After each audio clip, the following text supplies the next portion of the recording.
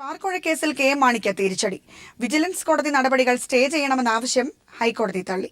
Vigilance SP സുകേഷിനെതിരായ അന്വേഷണം കേസിൽ പുകമറ സൃഷ്ടിക്കാനാണോ എന്ന് സംശയിക്കണമെന്നും ജസ്റ്റിസ് പി ഡി രാജൻ നിരീക്ഷിച്ചു. ബാർക്കോഴയിൽ ശാസ്ത്രീയമായ അന്വേഷണം നടന്നിട്ടില്ല. ബാർ ഉടമകളിൽ നിന്നും ശരിയായ രീതിയിൽ തെളിവെടുത്തിട്ടില്ല. എല്ലാവരും ചേർന്നുള്ള ഒത്തുകളിയാണോ എന്ന് സംശയമുണ്ടെന്നും ഹൈക്കോടതി പറഞ്ഞു. ബാർ ഉടമകളുടെ സംഭാഷണങ്ങളടങ്ങുന്ന CD ശാസ്ത്രീയ പരിശോധനയ്ക്ക് വിധേയമാക്കിയില്ല. വിവരസാങ്കേതിക നിയമപ്രകാരം CD ആധികാരികത പരിശോധിച്ചില്ല.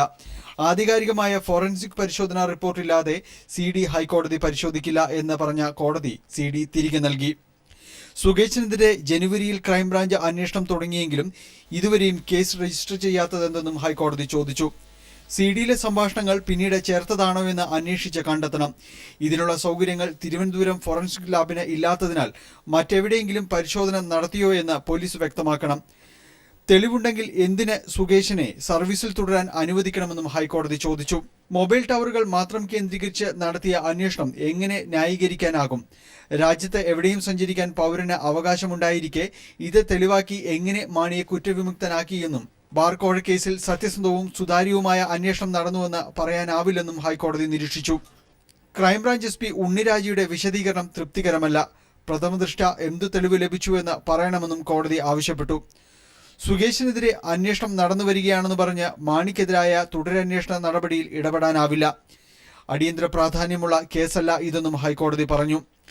സ്റ്റേ ചെയ്യാൻ മാത്രം തെളിവുകളൊന്നും ഇതിൽ ലഭിച്ചിട്ടില്ലെന്നും ഹൈക്കോടതി വ്യക്തമാക്കി. വിജിലൻസ് കോടതിക്ക് ഈ കേസിൽ നടപടികൾ തുടരാമെന്നും ഹൈക്കോടതി വ്യക്തമാക്കി. News bureau, Kochi. കേസ് തള്ളാത്ത സാഹചര്യത്തിൽ ഹൈക്കോടതി നിലപാട് തിരിച്ചടിയല്ലെന്ന് കെ എം മാണി. കേസ് തള്ളിയിട്ടില്ല, ഹർജി ഫയലിൽ സ്വീകരിച്ചു. 19-ന് വാദം കേൾക്കും. കേസ് കോടതിയുടെ പരിഗണനയിലായതിനാൽ കൂടുതൽ പറയുന്നില്ലെന്ന് മാണി പാലായിലെ വീട്ടിൽ വെച്ച് മാധ്യമപ്രവർത്തകരോട് പ്രതികരിച്ചു. ഇല്ല, അതിന് കുഴപ്പമൊന്നുമില്ല. സ്റ്റേ അനുവദിച്ചില്ലെന്നുള്ളതേ ഉള്ളൂ. കേസ് അഡ്മിറ്റ് ചെയ്തിട്ടുണ്ട്.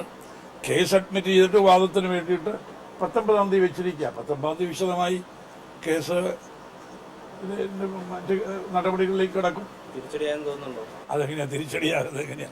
കേസ് തള്ളിയാൽ തിരിച്ചടിയാ. കേസ് വാദം കേൾക്കാൻ ഇരിക്കുകയല്ലേ.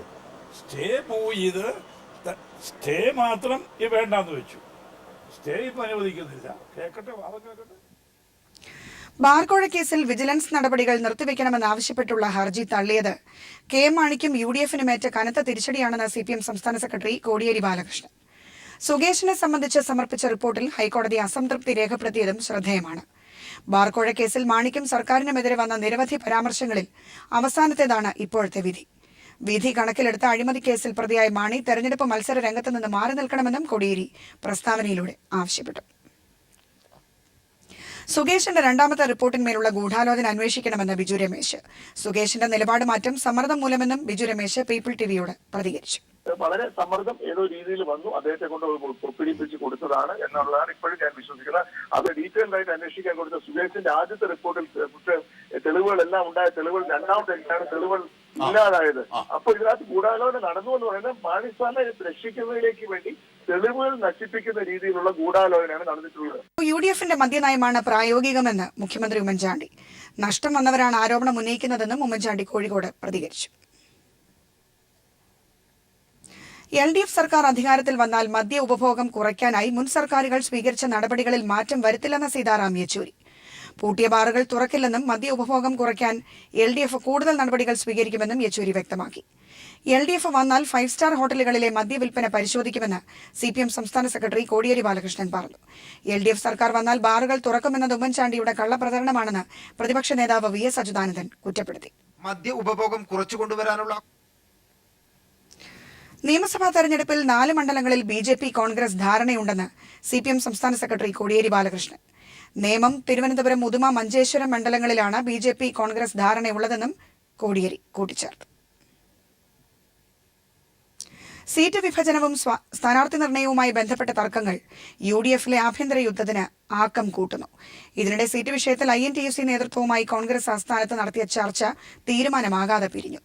അതേസമയം തർക്കം നിലനിൽക്കുന്ന കയ്പമംഗലം അടക്കമുള്ള 6 സീറ്റുകളുടെ കാര്യത്തിൽ നാളെ തീരുമാനമുണ്ടാകുമെന്ന് KPCC അധ്യക്ഷൻ VM സുധീരൻ വ്യക്തമാക്കി. കണ്ണൂരിലെ കോൺഗ്രസ് വിമതൻ രാകേഷിന്റെ നേതൃത്വത്തിൽ കൺവെൻഷൻ സംഘടിപ്പിച്ചു. കണ്ണൂർ, അഴീക്കോട് മണ്ഡലങ്ങളിൽ സ്ഥാനാർത്ഥികളെ മത്സരിപ്പിക്കാൻ കൺവെൻഷൻ തീരുമാനിച്ചു.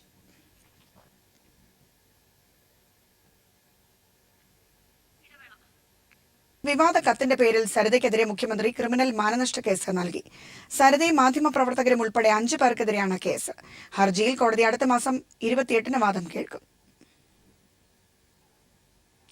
തനിക്കെതിരെ മാനനഷ്ട കേസ് ഫയൽ ചെയ്ത മുഖ്യമന്ത്രി കത്തിന്റെ വിശ്വാസ്യത പരിശോധിക്കാൻ എന്തുകൊണ്ട് അന്വേഷണത്തിന് ഉത്തരവിടുന്നില്ലെന്ന് സരിത നായർ.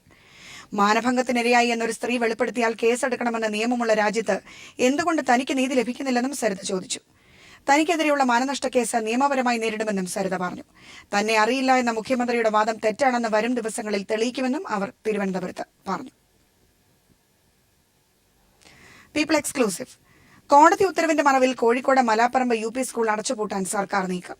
സ്കൂൾ അടയ്ക്കണമെന്നാവശ്യപ്പെട്ട് DPI കോഴിക്കോട് AEOയ്ക്ക് നൽകിയ ഉത്തരവിന്റെ പകർപ്പ് പീപ്പിളിന്. കോടതി വിധിക്കെതിരെ അപ്പീൽ പോകാതെ സ്കൂൾ പൂട്ടാൻ സർക്കാർ ധൃതി പിടിച്ച് തീരുമാനിക്കുകയായിരുന്നു. AUP സ്കൂൾ അടച്ചുപൂട്ടാനുള്ള നീക്കത്തിനെതിരെയാണ് പ്രതിഷേധം ശക്തമാകുന്നത്. ഭൂമാഫിയയ്ക്ക് വേണ്ടി പൊതുജനങ്ങളെ വെല്ലുവിളിച്ച് സിംഗിൾ ബെഞ്ച് ഉത്തരവിനെതിരെ അപ്പീൽ പോകാത്ത സർക്കാർ നിലപാടിനെതിരെയാണ് പ്രതിഷേധം രൂക്ഷമാകുന്നത്. തിങ്കളാഴ്ച വൈകുന്നേരം 5 മണിക്ക് മുൻപായി സ്കൂൾ അടച്ച് താക്കോൽ നൽകാനാണ് AE ഓഫീസിൽ നിന്ന് സ്കൂൾ അധികൃതർക്ക് നൽകിയ നിർദ്ദേശം. എന്നാൽ തിങ്കളാഴ്ച മുതൽ വൻ ജനകീയ സമരമായി മുൻപോട്ട് പോവാനാണ് അധ്യാപകരുടെയും സമരസമിതിയുടെയും തീരുമാനം. ഒരു കാരണവശാലും സ്കൂൾ അടച്ചുപൂട്ടാൻ അനുവദിക്കില്ല എന്ന നിലപാടിലാണ് സ്ഥലം MLA A പ്രദീപ് കുമാറും. ഇവിടുത്തെ കുട്ടികളുടെ പ്രശ്നം, ഇവിടുത്തെ അധ്യാപകരുടെ പ്രശ്നം, ഈ നാടിന്റെ പ്രശ്നം അത് കോടതിയെ ബോധ്യപ്പെടുത്തിയിട്ടില്ല. ഇത് മുഴുവൻ ജനങ്ങൾ പിരിവെടുത്ത് കിട്ടിയതാണെന്നുള്ള കാര്യം ബോധ്യപ്പെടുത്തിയില്ല. അതിന് സർക്കാർ വക്കീൽ ഉണ്ടായിട്ടില്ല. ഇവര് ജനങ്ങളെ ഒറ്റുകൊടുക്കുന്ന നിലപാടാണ് സ്വീകരിച്ചിരിക്കുന്നത് സർക്കാരിന്റെ അഭിഭാഷകർ. അതാണ് ഇവിടെ സംഭവിച്ചിരിക്കുന്നത്. അപ്പോൾ അങ്ങനെ എല്ലാവരും ചേർന്നുകൊണ്ട് ഇവിടുത്തെ ഒരു മാനേജർക്കും ഭൂമാഫിയക്കും വേണ്ടി ഈ സ്കൂളിനെ ഇല്ലാതാക്കാനും ഇവിടുത്തെ ജനങ്ങളുടെ താല്പര്യത്തെ ഒറ്റുകൊടുക്കാനും നടത്തുന്ന ശ്രമത്തെ എന്ത് വില കൊടുത്തും ഇവിടുത്തെ ജനങ്ങൾ അണിനിരത്തി പ്രതിരോധിക്കുക തന്നെ ചെയ്യും. വലിയ ജനകീയ പ്രക്ഷോഭം ഉയർത്തും. KSTAയും SFIയും ഉൾപ്പെടെയുള്ള സംഘടനകളും പ്രതിഷേധവുമായി രംഗത്തെത്തിയിട്ടുണ്ട്. ഭിന്നശേഷിയുള്ള 5 വിദ്യാർത്ഥികളടക്കം 57 വിദ്യാർത്ഥികൾ പഠിക്കുന്ന വിദ്യാലയത്തെ അടച്ചുപൂട്ടാൻ അനുവദിക്കില്ല എന്ന നിലപാടിലാണ് ഇവിടുത്തുകാർ. ജോലി നഷ്ടമാകുന്ന അധ്യാപകരെ ഇരുട്ടിലാക്കുന്ന തരത്തിലുള്ള ഉത്തരവിനെതിരെയും പ്രതിഷേധം ശക്തമാണ്. News bureau, Kozhikode.